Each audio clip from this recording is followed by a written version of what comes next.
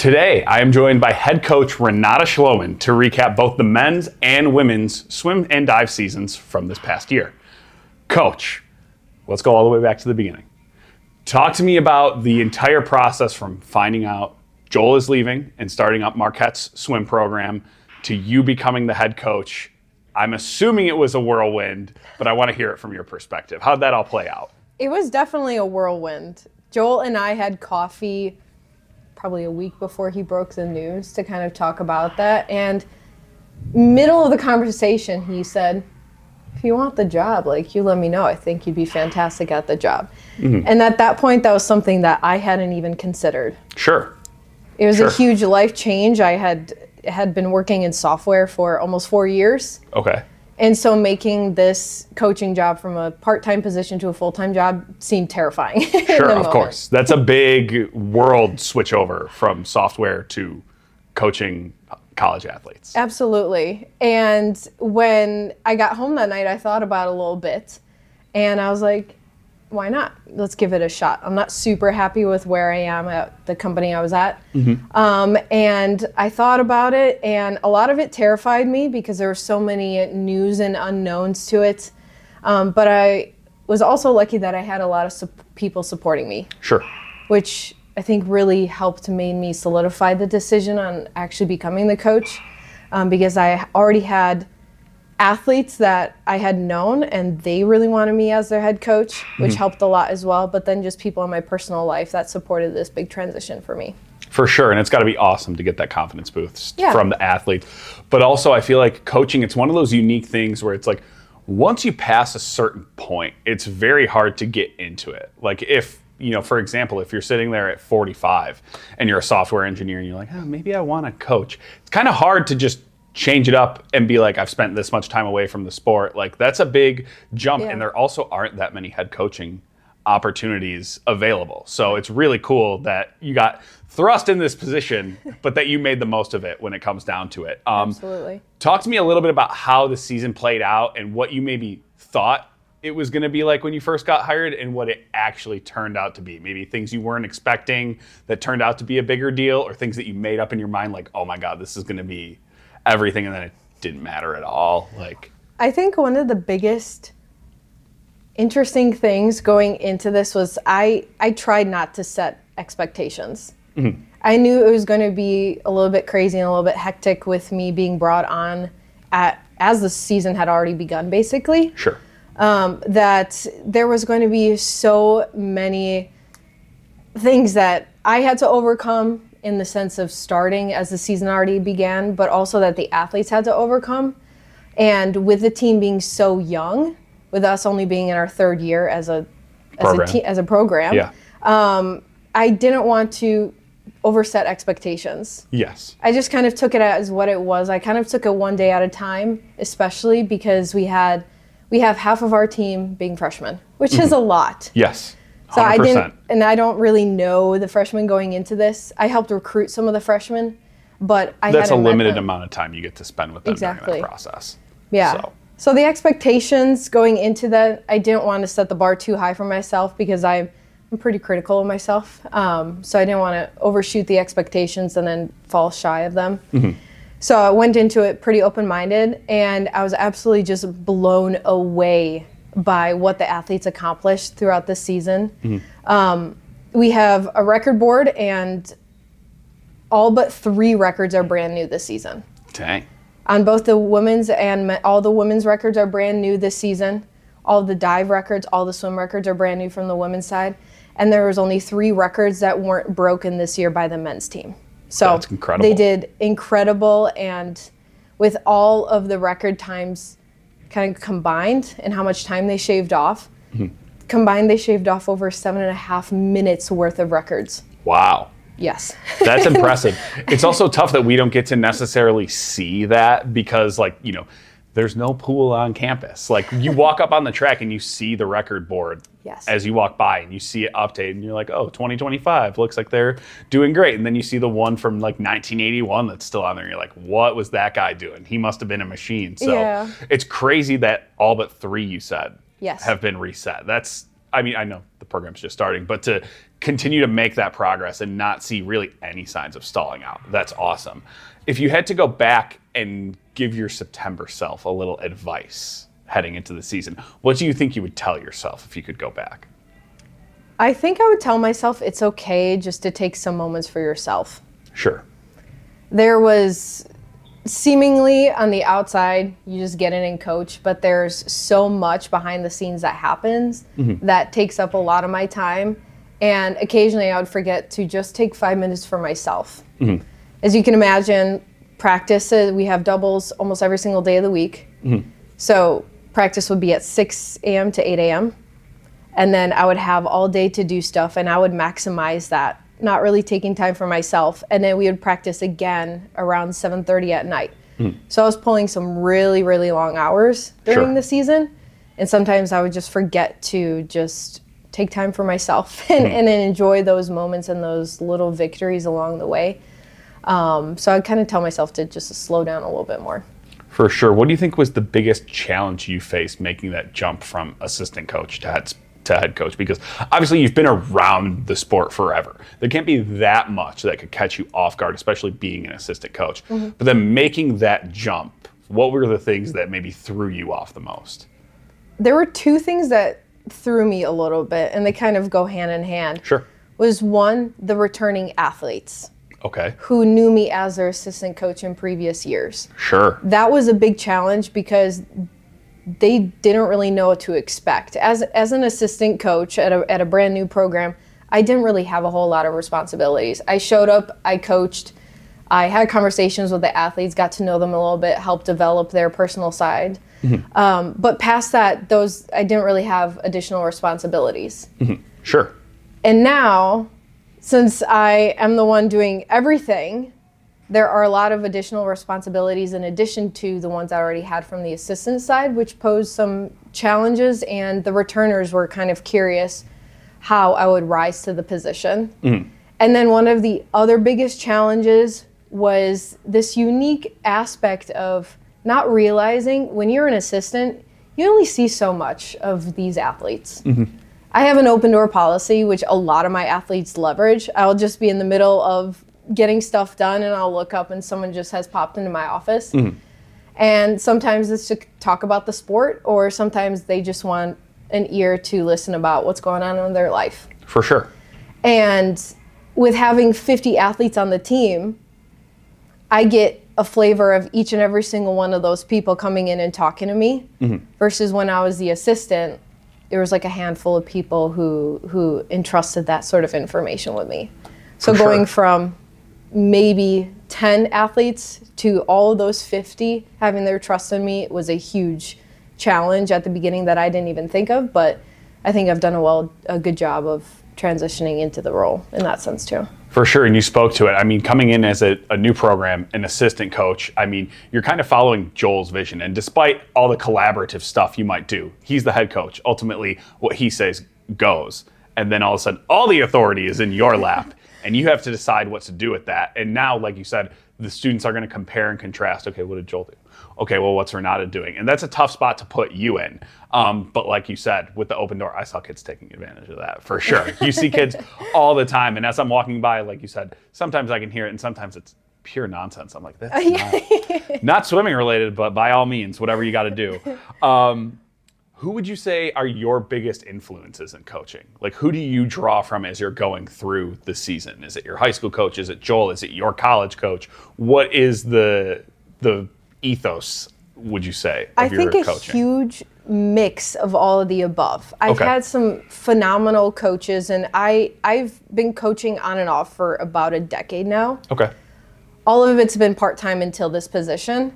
And as I reflect back on the other coaching jobs, I always joke that I've tried to quit coaching twice already. Okay. Since I graduated college, I have been on and off part-time coaching in different capacities. And when I get a little burnt out from having a full-time job in addition to a part-time coaching job, then I try to quit. But within a couple of weeks, I just yearn for it, and I have the itch for that. And that's contributed to the coaches that I had growing up. Sure. I actually swam under Joel when he was the head coach at Whitewater. Okay, for sure. So he and I go back a ways, and he was a phenomenal coach. The way that he approached every single athlete, and he's not was a phenomenal coach. He still is a phenomenal coach. Sorry, Joel. But the way that I remember when I was making the college decision on where I wanted to go, I was being recruited by a lot of Division I, Division II, and Division III schools. And the difference between a lot of the divisions was clear as day for me, but what really stood out to me was in regards to Division III, more specifically Joel, I didn't know whether I wanted to swim in college. It was one of those things that I have this passion for the sports, but at the same time, I wasn't sure if I was going to be able to have this balance of focusing on academics, which is ultimately what you're going to college for, to set you up for your career, versus also being able to swim at the same time. Right. And when I had spoken to Joel about that, he explained the balance very well to me and explained how that is a huge priority. And I try to emulate that with all of my athletes today, especially because of the type of school MSOE is. Of course. Like you're always going to be a student before you're an athlete. And that is something that I drive home to every single one of my athletes because of that. Having those conversations like, hey, how are your classes going? Like, do we need to make some adjustments to your personal practice schedule to accommodate? Maybe you're taking a really tough class. Maybe you have an exam that you're really stressed about. What could I be doing to provide you that support to ultimately have that balance so you can be successful in and out of the water? For sure. No, it's awesome that you're self-aware of that kind of stuff too. And it's just funny to hear you say you weren't sure if you wanted to swim in college. And I wonder what percentage of athletes have that line where it's like, I don't know if I'll have time, or if I know in my case, it was kind of like do I want this to be who I am? Like, do I want my identity to be tied up in this for the next 4 or 5 years? Because I have a chance at a fresh start and I could maybe spend my time doing something else differently. But I feel like most people get reeled back into what they know. They sure do. Talk to me a little bit about what this season taught you as a coach. Like you said, you've been doing it now for a decade, but your first time as a head coach. What were the biggest lessons you learned? Oh, gosh. Try not to be overcritical of yourself. Not everyone is going to be happy all the time. That's just kind of the way it is. You could absolutely bend over backwards for every single person, every single athlete on the team. There's always going to be someone that finds something that they're not happy about, and that is just, it is what it is sort of thing. And then also, and I think I set a good foundation at the front half, not set those expectations that aren't achievable. You know, just taking it as it is. Like, I still had goals, but the expectations, I wasn't going to go out there and be like, hey, the MSOE team is going to be ranked first in the nation by the end of the season. That's not a feasible goal yet. Right. But just having those types of expectations set for yourself and having that patience is something that I will carry into next season. And then, of course, utilizing the downtime to be proactive and set you up for success for the season to come. Now that we are out of season, I have time to really focus and hone in on things that I want to get squared away and situated ahead of us starting again in September. So I'm going to take full advantage of that and utilize all of the different types of things I've learned throughout the season, whether it's through interactions with other coaches or meets that we went through, the conversations with the athletes and stuff like that, but utilize that knowledge now and make those changes for the next season. For sure. Let's get into that a little bit, because as a layman, as someone who's, I took swim lessons through like 4th grade. I know how to swim. I was a lifeguard for a couple of years, but like a 5-foot deep pool. So like up to my shoulders, like fine, no problem. What metrics, if you will, matter in swimming other than like literally just the final time? Like, do you measure starts? Do you measure get into the metrics with me? Sure. Swimming is very time oriented. Shocker. Shocker. I know. You're constantly trying to beat yourself. That's all swimming is. But there are so many metrics when you really drill down into it that from a coaching perspective matter more than that. Okay. Like ultimately that's your goal, is to be faster than you were the last time. But there are metrics that need to be tracked in order to achieve that. So one of the biggest metrics that I track is consistency and effort in practice. Okay. Because that is when you make those changes that allow you to be a better athlete when we go to competition and we go to the championship meet. If you consistently show up and you put in the effort and you do it the way that you're supposed to and the way that the sets are written to do, those are types of metrics that I can track in real time that allow you to track the other metric of getting faster times. And then the other thing is just the personal side as well. Like swimming is a very, very individual sport, but it's also a team sport. And people don't really understand that concept because it's you racing against the clock and it's you racing against the other people in your heat or in your event. Except if you're on a relay, of course. But I think it's also important to track the metric of how the teammates are getting along and the types of relationships that they're building with one another in and out of the pool and things like that too. So watching the team just grow closer throughout the course of the season is kind of another metric that I've been keeping an eye on, and even ask them post-season, it's like, hey, how is the team culture doing? I can only see so much. And through, they've all said that they've grown very strong to one another and grown very close to one another, which is awesome to see. You're speaking my kind of language when you talk about grading practices, because coming from football, we would literally get grades at the end of practice talking about, okay, were you assignment sound? What was your effort like? And then you would get a grade out of 100 based on, like, boiled down. I forget how exactly our coach did it, but love hearing that level of discipline in a sport that I wouldn't necessarily expect it from. And I mean no offense when I say that to any swimmer. Don't come at me.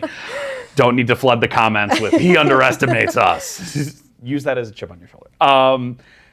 How do you keep distance swimmers and sprinters aligned in their goals? I'm sure that's kind of difficult to manage practice plans and drills and how you're going to go about things when, quite frankly, the goal for both of them is vastly different. Sure. It all comes down to the type of training that you do with those individual athletes. So there are typically multiple sets that I write for every single practice. What works for distance kids from a set perspective does not work for sprinters and vice versa. Right. And a lot of those goals stem from that type of training that they do. And there's different types of flavors of training within those specifics. And there's also kind of this unique third aspect, and that's kind of the middle distance people. Sure. So people who don't swim the mile or don't swim the 500 is kind of a little bit of a mid distance, but like the mile and the 1,000 are pure distance events. Of course. And then you have the 50 and the 100, which is pure sprint events. And then you have that middle ground where some distance people will bleed into doing 500s and or even 200s, but then sprinters who will bleed into 200s and then potentially even 500s depending on what their strengths are. So being able to cater to those with the types of sets that I write for the practices is really important for them to be able to achieve those goals, but also making sure that I push them. And I know they probably curse my name sometimes in their minds at practice with some of the sets I write. But it's a sign of being a good coach. Yeah. But being able to write them tough sets that actually make them better athletes. One of the things that I talk about with my athletes, as well as my assistant talked a lot with them this season, is like, if you don't get out of your comfort zone, you're not going to grow. You do your most amount of growth when you get out of that comfort zone. And that is also so important and so huge in swimming, because that trains your body and it rewires your brain a little bit to just get out there and do something you're uncomfortable with. For sure. Like you coming on the podcast today. Yeah. Take me back, just out of curiosity, when you were at Whitewater, were you a distance or a sprinter? And if, based on that answer, do you think you are harder on those athletes because that's what you're familiar with? I was a sprinter. Okay. So I was a sprint backstroker and freestyler. Okay. I loved it. But I think it's a little bit of a mixed bag. Okay. because I can speak to the sprinting side a little bit more close to my heart because that's where I came from. Mm-hmm. And use your experiences as the testimony, if you will. Exactly. But on the distance side, that's a completely more challenging animal. Swimming is extremely, extremely mental. You could be in the most physical shape on planet Earth, but if you're mentally not there, you're not going to achieve what you want to achieve. Mm-hmm. Distance has an even bigger challenge because they're staring at that black line a lot more than the sprinters are. Sure. So there are different strengths in sprinting that you can focus on. It's obviously still very mental, but there is a different type of focus mentally with the distance people that you have to attest to and hold them accountable for, because if you fall out of that mental focus, then it's not benefiting you. Mm-hmm. So I think I'm equally hard on both, and I push them just as much depending on whether they're distance or sprinters. But it's a type of mentality that has to go along with the sets that I write for distance versus sprint vary because of that aspect too. Sure, and then I would say it's maybe because you knew you were a sprinter that maybe that's not a deficit, but you have an awareness of, okay, I need to be that much more focused to keep that much more on focus. What would you say the team, or how would you say the team grew the most across your first season? Oh my gosh, they overcame so much adversity. It is absolutely crazy. They had to put their trust in a coach that some of them knew absolutely nothing about. Absolutely nothing about. We don't have a pool on campus. The amount of times that something happened to the pool that we were supposed to practice at and we had to kind of make a switch on the dime. Sure. Or figure out different unique situations depending on the week or the day is just absolutely remarkable.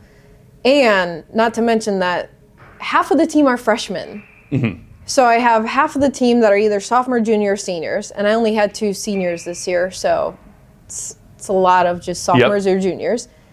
And then the other half of the team are freshmen.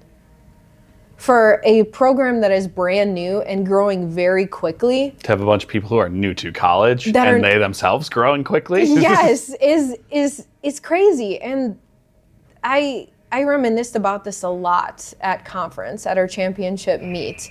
Just kind of reflecting back on even those very first practices that I had this season. They were like babies compared to what they are now. Right, They've grown so much in such a short span of time. And they did that together, and that is just incredible. And I am really proud of them. I know that's so cliche of a coach to say they're proud of their athletes, but I really am because there were so many unknowns and so many questions going into this season that they didn't know about. And they worked together to overcome all of that, and they were just resilient with no matter what I threw their way or what the season threw their way. For sure, and I think we're very cynical as a society. We should never shy away of telling people that we're proud of them. Oh yeah. That should never become lame. Coach, before I let you go here, one final thing. What are you most excited for next season? What gets the blood flowing? What gets you amped up and ready to get back in the pool? Oh gosh, there are so many incredible things I'm excited for. This is year 4 of the program's existence. So the first full class will have come through. Yes. So that is something that I have been pretty excited about. I've been with the program since its inception. Mm-hmm. So I'm going to be a little bit bittersweet that class is graduating. Yep. Because those are the ones that came in. I've had some people graduate since then. Of course, I have 2 amazing seniors this year. But these juniors this year who are going to be seniors next year, they have been with the program from the beginning. It's like the founding fathers and mothers. Yes, exactly. And when we had our banquet and I gifted them their junior gifts, I was a little bit sad about that because I know what that means for next season. Right. But I'm also so excited because we've done such incredible things in the short span of a program. I know they're just going to continue to do amazing things in the future. I can only contribute to so much because a lot of that is on them. I'm there to provide them that support and that guidance and that development. But a lot of that is on them, and I just kind of am there in any capacity I can be for them. But I'm mostly excited just to continue to have these athletes that I get the pleasure of being able to coach. For sure. And I mean, it's bittersweet is the right word, because I think it's bitter that you're like, this is now coming to an end. Mm-hmm. You can kind of see the light at the end of the tunnel, but like at the same time, it's like a 4-part movie and you're like finally getting to watch the finale and you can't wait to see how that unfolds. So want to thank you for taking the time to chat with me today. Want to wish you and the team the best of luck next season, and congratulations for a tremendous 3rd season of MSOE Swim and Dive, and looking forward to all you guys have in store next year. Thank you. Sweet.